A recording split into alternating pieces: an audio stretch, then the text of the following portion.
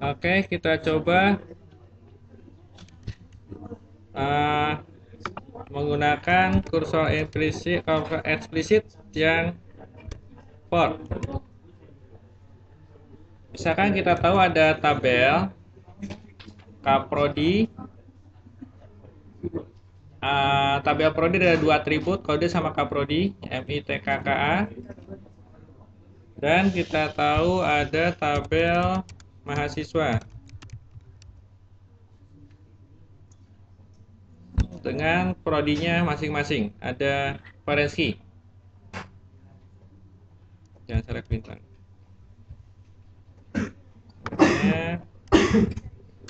NIM, nama, JK, dan prodi. NIM, nama, JK, dan prodi. Namanya panjang.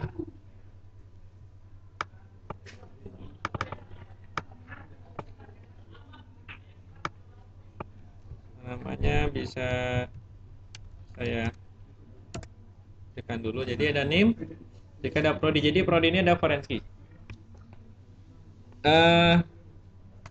Yang diinginkan adalah kita akan menginputkan kaprodinya siapa.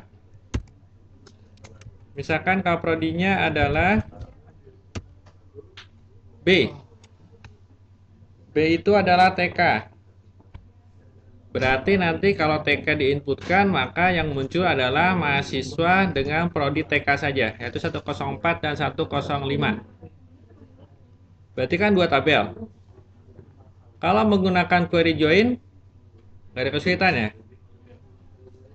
Tapi bagaimana halnya kalau kita menggunakan PLSQL tanpa join? Berarti kita logikanya dua kali ngambil. Satu, kita inputkan dulu kaprodi siapa untuk mendapatkan kodenya. Itu query pertama. Query keduanya adalah hasil dari kode yang didapatkan. Kita querykan lagi ke dalam tabel mahasiswa, where prodinya adalah hasil yang tadi kita dapatkan. Dua kali jalan. PLSQL bisa melakukannya. Misalkan kita contohnya ada input kaprodi adalah B. Ini yang diharapkan. Outputnya NIM, nama, JK.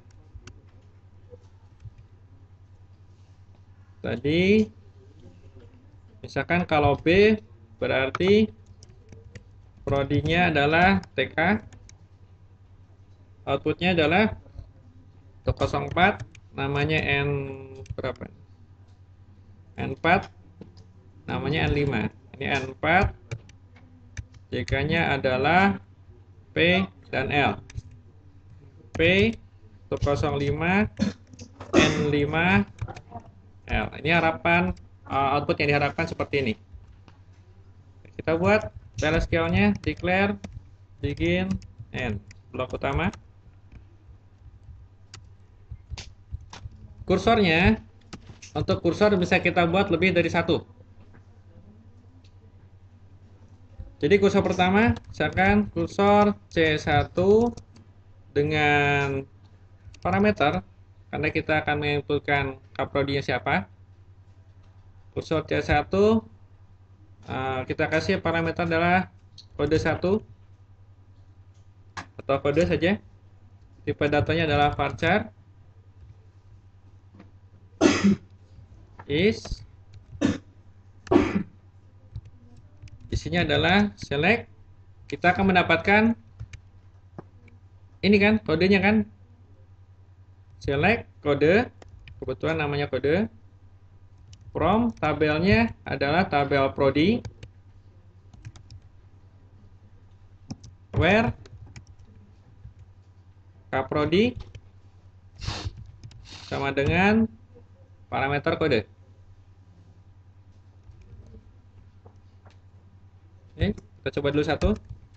For, misalkan nama variabel kursornya adalah i in C1, karena di sini C1 ada parameternya, berarti kita panggil di sini C1 dengan suatu nilai.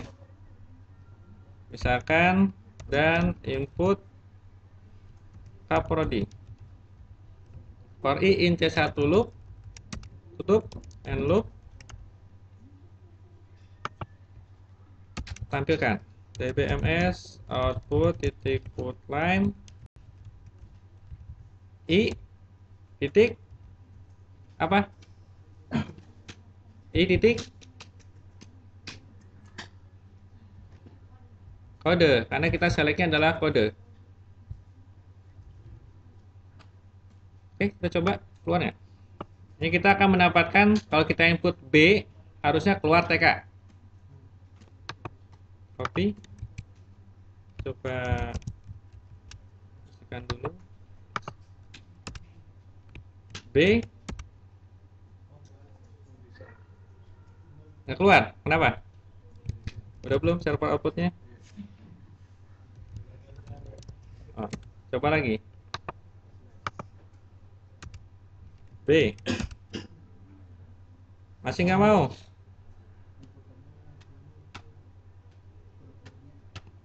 Apa yang salah? Harusnya gimana? Coba kita trace dulu C1 ini.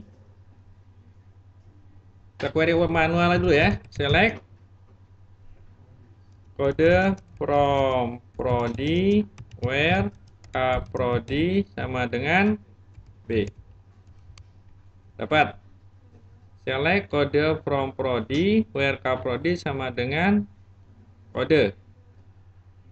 Di sini for i in C1 input kaprodi loop dbms output titik put line i titik kode. Tapi nggak mau muncul. Tapi nggak error juga. Kita coba dimanualkan. Apa tadi? B.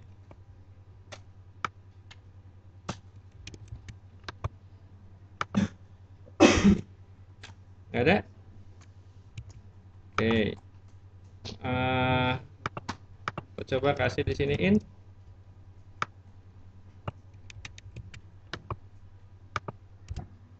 Masih nggak mau? Kalau kita hilangkan ini harusnya nggak jalan. Jalan. Kalau saya hilangkan ini, errornya pindah ke sini errornya. Nah, nggak error. Kenapa? Karena kebetulan nama ini, nah ini ada masalah nih kita. Penamaan parameternya yang sama dengan nama atribut. Harusnya kan kalau dihapus ini error ya kodenya. Tapi karena kode ini ada nama atribut, berarti dianggap pembandingnya ini yang salah. Logika kita yang salah. Kita ganti. Misalkan kode 1. Ini harusnya error. Oke, error. Kita kembalikan lagi kondisi ini dengan nama parameternya kode 1. C1 ini kita kembalikan lagi jadi B. Kita jalankan lagi.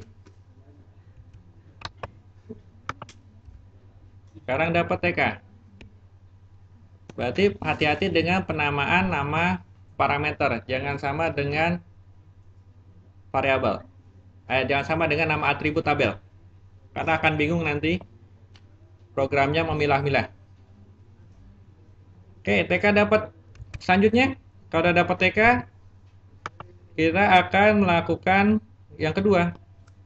Kita buat kursor yang kedua. C2. Kasih nama kode 2. Sebenarnya nggak usah pakai in pun nggak apa-apa, karena default sebuah parameter adalah in. Jadi kalau dihapus seperti ini pun nggak masalah. Misalkan sama partial 2 is select name nama jika from mahasiswa where prodi ya tadi ya, namanya prodi, where prodi sama dengan kode 2. Ini sesuai dengan kode 2. Jangan lupa titik koma. Nah, di sini kita kan sudah tahu bahwa i kode ini akan berisikan TK, di mana kita butuh melakukan memasukkan TK ke dalam sini kan. Berarti kita tinggal masukkan aja. For kita bedakan aja namanya J in C2 I titik kode loop and loop, tampilkan BMS output titik put line apa, saya mau menampilkan name, saya menampilkan nama. Kalau mau menampilkan prodi bisa nggak? Bisa aja. Saya menampilkan prodi, tapi bukan J yang saya gunakan, melainkan I titik prodi. Bisa dilihat bahwa I ini lebih luar, lebih umum daripada J. Jadi J ini adalah bagian dari I. J bisa menampilkan I bisa menampilkan J asal di bawah. J bisa menampilkan I, tapi I tidak bisa menampilkan J. Oke, kita coba. Copy. Bersihkan dulu.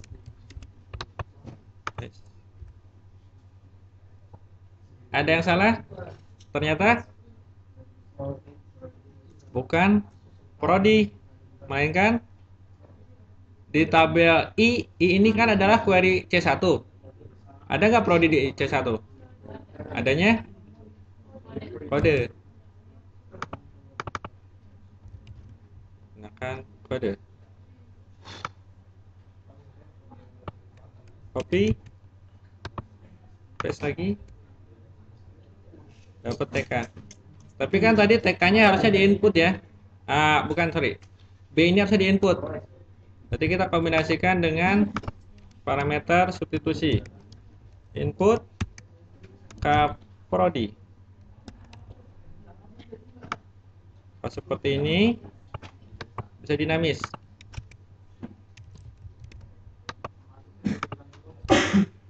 Input kprodinya apa? B. TK. Input kprodinya apa? A. MI. Input kprodinya apa? C. Tapi perhatikan bahwa dia case sensitif. Kalau saya masukkan B-nya kecil, nggak ada. Dia case sensitif. Untuk value nilai tabel case sensitif. Tapi kalau nama atribut, nama variabel, nggak case sensitif. Oke, jadi ini kita bisa melakukan query terhadap dua tabel berelasi tanpa menggunakan join dengan PLSQL.